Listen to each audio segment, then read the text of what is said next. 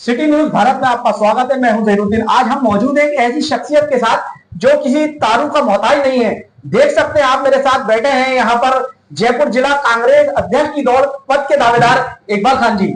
आइए करते हैं उनसे सीधी बात। सर, राहुल गांधी जी का साफ साफ कहना है कि जमीनी स्तर पे जो कार्यकर्ता होंगे उनका चुनाव संगठन को और मजबूती देगा। आपका नाम भी काफी चर्चाओं में रहा है। आप किस किस कार्य में सक्रिय रहे, पार्टी के लिए क्या क्या कार्य की, कुछ बताएं। मैं पार्टी के लिए पिछले 40 साल से जुड़ा हूँ। मैं यूथ कांग्रेस में जिला कांग्रेस कमेटी में रहा।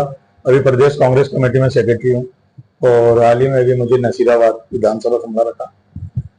जयपुर शहर जिला कांग्रेस कमेटी के लिए राहुल गांधी ने जो जिस तरीके ऑब्जर्व भेजे हैं और जमीनी जुड़े हुए कार्यकर्ता को मौका देने का काम कर रहे हैं, मेरे को लग रहा पहली बार ऐसा हो रहा। जिस तरीके से यूथ कांग्रेस और एनएसयूआई में नई खेप आई है, इसी तरीके से मुझे लग रहा है जमीनी कार्यकर्ता, हम जैसा जो जमीन में जुड़ा हुआ कार्यकर्ता, वो भी सोचने लगा हम भी जिला अध्यक्ष बन सकते हैं, वरना पहले ये सिस्टम नहीं था। सर, कई नाम रेस में चल रहे हैं लेकिन आपके नाम की चर्चा आगे तक है, तो क्या खास बात है इसकी? मैं कांग्रेस का एक साधारण कार्यकर्ता हूँ। नाम चलना ये सब हमारे जो साथी हैं वो चलाते हैं और हमेशा मैं सक्रिय रहा हूँ, ये जरूर है। मैं पिछले 35 साल से राजीव गांधी राज्य स्तरीय क्रिकेट टूर्नामेंट करा रहा हूँ। अभी राजीव गांधी अचीवमेंट अवार्ड हम 6 साल से दे रहे हैं राज्य स्तरीय उस पर, जिसमें हमने गगन खोड़ा, किशन रोंगटा, किशोर रोंगटा, विनोद माथुर जैसे बड़ी शख्सियत को हमने अवार्ड दिया। और राजीव जी के नाम से प्रदेश स्तरीय जो टूर्नामेंट हो रहा है वो कंटिन्यू, एक पहला टूर्नामेंट है राजस्थान के अंदर जो 35 साल से हम करवा रहे हैं। और जब मैं स्पोर्ट्स सेल का अध्यक्ष था प्रदेश कांग्रेस कमेटी में, तो मैंने पूरे राजस्थान के पूरे 40 जिलों में हमने प्रोग्राम कराए और कोई जिला नहीं छोड़ा, चाहे वो परंपरागत खेलों से जुड़े हुए हो, चाहे वो फुटबॉल हो, चाहे वो क्रिकेट हो, सबको हमने साथ लेके जोड़ा। अभी हाल ही में हमने जयपुर के 250 वार्डों के बीच में क्रिकेट टूर्नामेंट कराया, जो आपने देखा कम से कम 10,000 लड़के बच्चे इकट्ठे हुए थे और उसका केएल सैनी स्टेडियम पर उद्घाटन हुआ था। उसके बाद कई संगठनों ने टूर्नामेंट कराए, चाहे हमारी विपक्षी पार्टी बीजेपी ने भी कराया, लेकिन इस तरीके का टूर्नामेंट नहीं हुआ। हमने राज्य से जोधपुर में अंतरवार्ड क्रिकेट टूर्नामेंट करवाया, दौसा में टोंक में कबड्डी करवाई। इस तरीके से राजस्थान भर में हमेशा सक्रिय रहा और पूरे जितना टाइम होता है कांग्रेस पार्टी को देता हूँ। सर, देखने में आया है कि शहर के अंदर से काफी आवाजें आ रही हैं कि माइनॉरिटी का ही अब कैसे जिला अध्यक्ष बनाया जाए। हमेशा माइनॉरिटी के वोट कांग्रेस को मिलते हैं और फिर जिला अध्यक्ष से महरूम रहना पड़ता है माइनॉरिटी को। इस पर आपका क्या कहना है? देखो, माइनॉरिटी को मौका मिलना चाहिए। पहले भी महरूम सलीम काजी जी शायद रामुद्दीन जी अध्यक्ष रहे और अच्छा काम किया उन्होंने।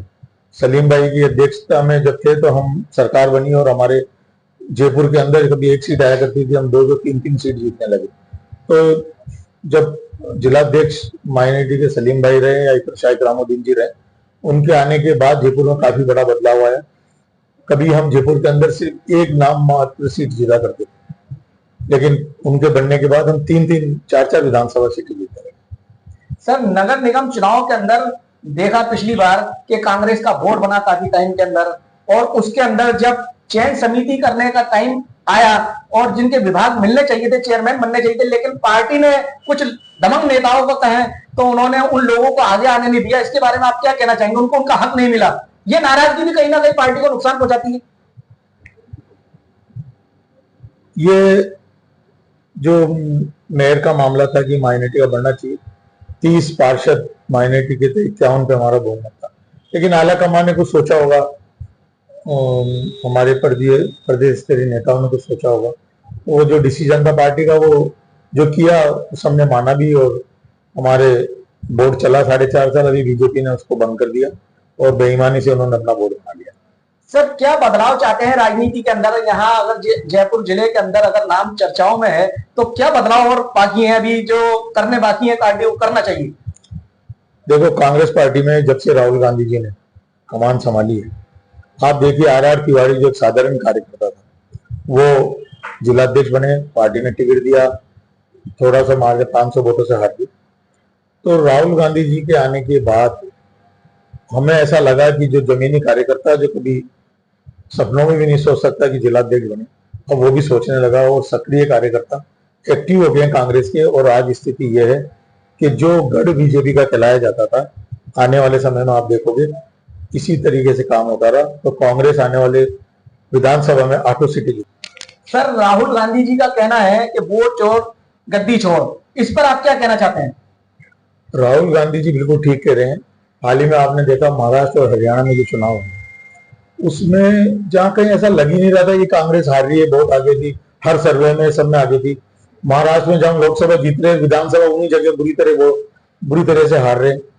अभी राहुल गांधी जी ने कई चीजें दिखाई, आपने देखा एक ही मकान के अंदर 50 वोट है, मकान एक कमरा उसके अंदर 50 वोट है, वहां बीजेपी जीत रही है।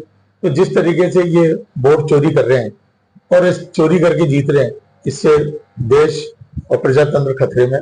देश की जनता को चाहिए कि राहुल गांधी की आवाज में आवाज मिलाए और साथ दें और इस वोट चोरी को रोकें। अगर वोट चोरी करके ऐसे ही जीतते रहें तो लोगों का इलेक्शन से विश्वास उठ जाए।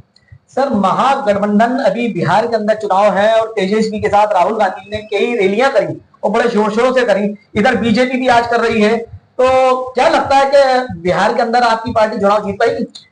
बिहार में कह रहा हूँ, महाराष्ट्र, हरियाणा और बिहार हम जीत रहे हैं चुनाव। पब्लिक तो हमें जिता रही है लेकिन वोट चोर वो हमें हरा रहा है। तो आने वाले दिनों में क्या आपको हिंदुस्तान की पॉलिटिक्स में क्या बदलाव नजर आएगा? बदलाव अब जनता लाने वाली है। जब जनता का वोट में तो कांग्रेस को दे रहा हूँ, वोट बीजेपी को जा रहा, ये बदलाव जनता को खुद लाना पड़ेगा। राहुल गांधी जिस तरीके से मेहनत कर रहे हैं और राहुल गांधी ने जनता को जगाया, एक बिल बजाया इस भारतीय जनता पार्टी सरकार के खिलाफ, नरेंद्र मोदी के खिलाफ, और आप देखना ये पब्लिक अब इसको आंदोलन के रूप में ले रही है और इसका रिजल्ट आने वाले बिहार चुनाव में आपको देखने को मिलेगा। लेकिन अगर वोट चोरी करता रहा तो फिर मुश्किल। सर, कुछ सीटों पे अभी भी मंथन चल रहा है, तेजस्वी यादव दिल्ली आए हुए हैं, यहाँ पर मंथन चल रहा है, कुछ क्लियर होना भी बाकी है, तो सीएम चेहरे का भी चुनाव बाकी है, कांग्रेस में और आरजेडी में फंसा हुआ है पेच। क्या लगता है आपको? कोई पेच नहीं, सब सर्वसम्मति से हो रहा है। आप देख रहे हो राहुल गांधी और तेजस्वी यादव दोनों रैलियां कर रहे हैं, कहीं कोई नहीं, ये तो मीडिया के कुछ साथी और मोदी मीडिया और भारतीय जनता पार्टी के कुछ लोगों की बनाई गई स्टोरी। तो लगता है बिहार चुनाव जीत पाएंगे? बिल्कुल जीत रहे हम तो हरियाणा और महाराष्ट्र भी जीत रहे थे लेकिन वोट चोरी से आ रहे और ये हम जीत रहे हैं।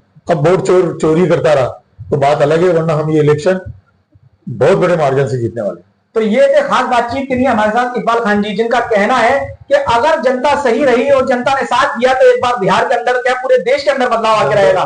जनता तो साथ दे रही है, ये तो वोट चोरी से आ रहे हैं हम, जनता तो हमारे साथ है, राहुल गांधी के साथ है। तो इकबाल खान जी का यही कहना है कि जनता तो साथ रही है लेकिन वोट चोरी एक बड़ा मुद्दा है, इसको रोकना जनता का ही काम है, जिसपे इलेक्शन कमीशन की भी जिम्मेदारी बनती है। अब देखने वाली बात यह होगी कि बिहार में किसकी सरकार बनती है। कैमरा पर्सन यूनुस अली के साथ में जहीरुद्दीन।